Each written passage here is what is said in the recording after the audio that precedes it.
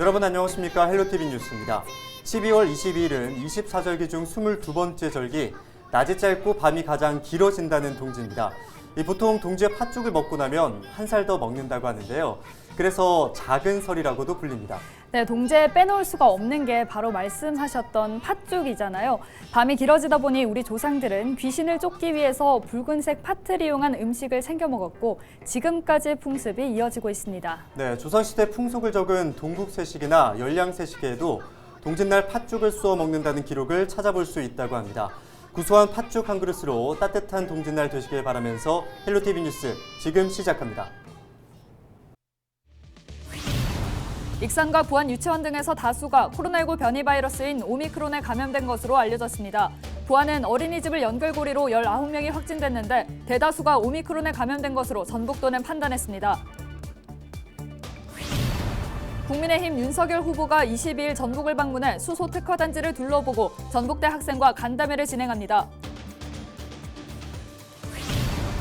우리나라 전통 가옥인 한옥이 잇따라 수출되고 있습니다. 고창 지역에서 제작되는 한옥 자재들이 K한옥 수출길에 신호탄이 되고 있습니다.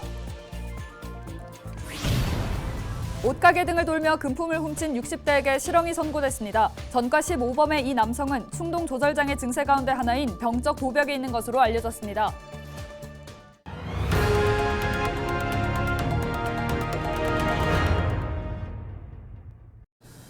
익산과 부안의 유치원과 어린이집 원생 등이 코로나19 새 변이 바이러스인 오미크론에 감염된 것으로 알려졌습니다. 전북도는 익산 모 유치원과 관련한 총 확진자는 64명이며 이 가운데 최소 20명이 오미크론에 감염됐습니다. 또한 이 유치원을 연결고리로 부안 어린이집에서 19명이 확진됐고 이 가운데 대다수가 오미크론에 감염된 것으로 전북도는 추정했습니다. 익산에서 유치원 원아와 초등학생 등이 코로나19의 변이인 오미크론에 집단 감염되면서 일선 유치원과 학교, 교육당국에 초비상이 걸렸습니다.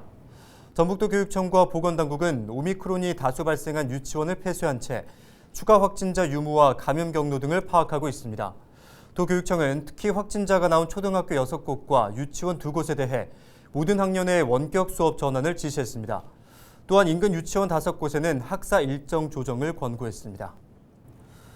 우리나라 전통 가옥인 한옥은 친환경적이고 또 아름답기로 유명하잖아요. 네, 한옥은 해외에서도 그 아름다운 모습에 극찬이 이어지고 있다고 들었습니다. 네, 맞습니다. 국경을 넘어서 인정을 받고 있는데 고창 지역에서 만들어지고 있는 아름다운 한옥이 해외 수출길에 오르면서 K한옥에 대한 관심이 더욱 커지고 있습니다. 김남우 기자가 취재했습니다. 전북대 고창 캠퍼스에 있는 한옥 건축기술 인력양성 사업단 실습 현장입니다. 교육생들이 우리나라 전통 가옥인 한옥 만들기에 한창입니다. 이곳에서 만들어진 전통 한옥 자재들이 최근 베트남으로 첫 해외 수출길에 올랐습니다. 수출길에 오른 자재들은 전통 정자 건축에 쓰이는 목재와 기와, 주춧돌과 석재 등입니다. 한옥은 친환경 주택이잖아요. 나무로 짓는 친환경 주택이라 열심히 배워가지고 다른 나라에도 이 한옥을 전수할 수 있도록 그렇게 하려고 지금 배우고 있습니다. 한옥도 세계화를 이루는 그런 좋은 계기가 되었으면 좋겠어요. 내년 3월과 4월에는 40여 채의 한옥이 미국 수출길에 오릅니다. 아름답고 친환경적인 건축물이라는 입소문이 해외에 알려지면서 알제리와 캐나다, 인도네시아와 멕시코 등지에서도 수입 문의가 잇따르고 있습니다. 한옥에 대한 해외 반응이 뜨거워지면서 전북대는 내년부터 한옥 건축학과를 신설할 예정입니다. 베트남에 처음으로 선적을 하게 됐습니다. 그리고 4월 달에 아니면 3월 달에 미국에 선적을 하게 됩니다. 내년 3월부터 정식으로 한옥 건축학과가 생기게 됩니다. 이론은 전북대학교 교수진을 받고 실습은 문화재 기능인협회하고 MOU를 맺어서 인간문화재가 가르치는 그런 우리나라 최고의 아니면 세계적인 교육기관을 만들려고 생각하고 있습니다. 우리 전통의 멋과 아름다움을 갖춘 한옥. K한옥의 수출이 한류 열풍의 세계화에 다시 한번 정점을 찍을 것으로 기대되고 있습니다. 헬로티비 뉴스 김나오입니다. 국민의힘 윤석열 후보가 22일 하루 당일치기로 전북을 방문합니다. 윤 후보는 완주의 수소특화 국가산업단지 방문에 이어 5.18 최초 희생자로 알려진 이세종 열사를 추모할 예정입니다. 또 전북대학교 학생과 간담회를 갖고 새만금 전망대 등을 둘러볼 예정인데요. 한편 국민의힘 전북도당은 코로나19 확산에 따라 호남 일정이 축소됐다고 밝혔습니다. 옷가게 등을 돌며 금품을 훔친 상습 절도범에게 실형이 선고됐습니다. 광주고법 전주재판부는 특정범죄 가중처벌 등에 관한 법률 위반 혐의로 재판에 넘겨진 65살 A씨에게 징역 2년 6개월을 선고한 원심을 유지했습니다. A씨는 지난해 9월부터 올해 3월까지 군산과 남원의 옷가게 등을 돌며 1,100만 원 상당의 현금과 물건을 훔친 혐의로 기소됐습니다. 앞서 절도 혐의로 15번을 처벌받았던 A씨는 충동 조절장애 증세 가운데 하나인 병적 도벽이 있는 것으로 알려졌습니다.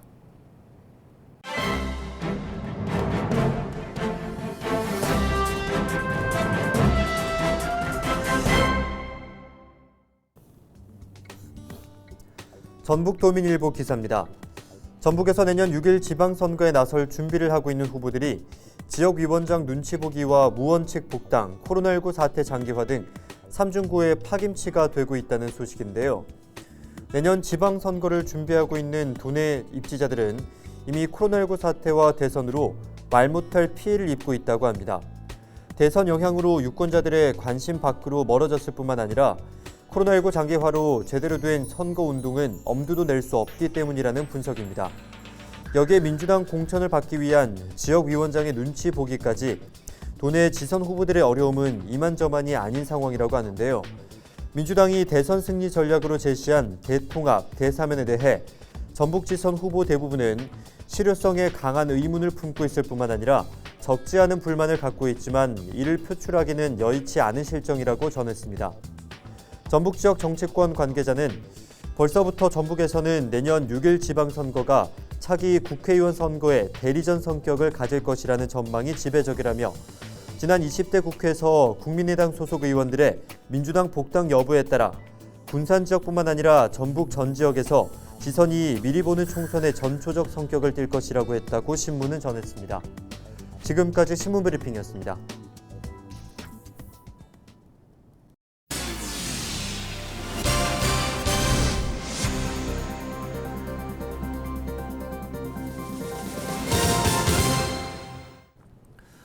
임실군의 2022년도 본 예산이 임실군 의회의 의결에 따라 5,117억 원으로 확정됐습니다. 임실군은 내년도 예산이 올해 본 예산 대비 574억 원이 증액된 5,117억 원으로 최종 확정됐다고 밝혔습니다. 국토비 보조금이 전년 대비 293억 원 증가하면서 임실군으로서는 본 예산 기준 역대 최초로 5천억 예산 시대를 열었습니다. 김제시가 렌즈 전문 제조기업인 레이머티리얼즈과 122억 원 규모의 투자 협약을 맺었습니다.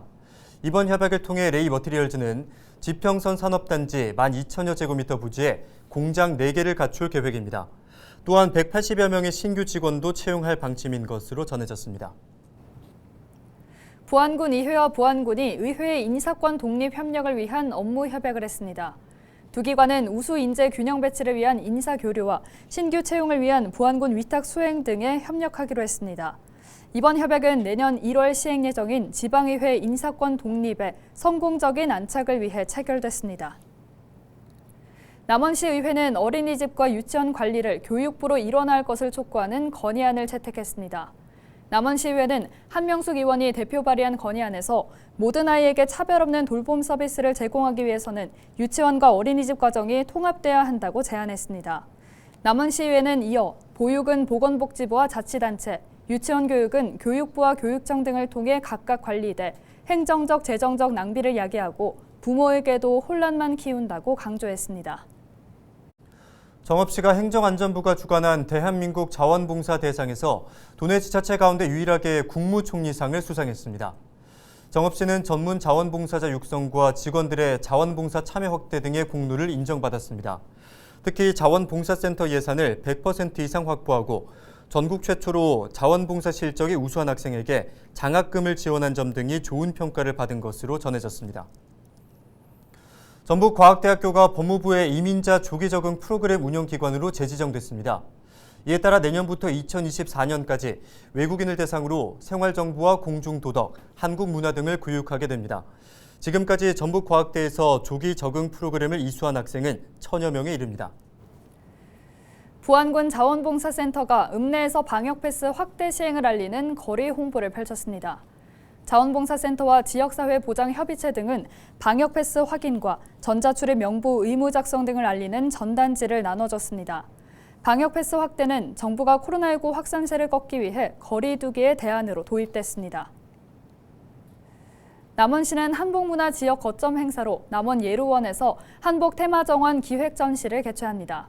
한복, 한지, 한옥에서 경계의 관계를 묻는다는 주제로 열리는 이번 전시회는 22일부터 내년 1월 16일까지 남원 예루원에서 열립니다. 전시 작품은 소빈, 나예심, 송진아, 이재화 작가 총 4명이 참여해 한복을 다양한 주제로 표현했습니다. 한복과 한지의 아름다움을 볼 수 있고 이곳 전통 한옥에서 지친 몸과 마음을 힐링하길 바랍니다. 김제시의회 이정자 의원이 한국 매니페스토 실천본부에서 주관하는 매니페스토 약속 대상에서 좋은 조례 분야 우수상을 받았습니다. 이 의원은 지역민이 24시간 응급실을 이용할 수 있도록 관련 조례를 제정한 점이 좋은 평가를 받았습니다. 이 의원은 성과에 연연해하지 않고 겸손한 자세로 의회 본연의 소명을 다하겠다고 수상 소감을 밝혔습니다. 이상으로 뉴스를 마칩니다. 저희는 늘 지영민과 함께하겠습니다. 함께해 주신 여러분 고맙습니다.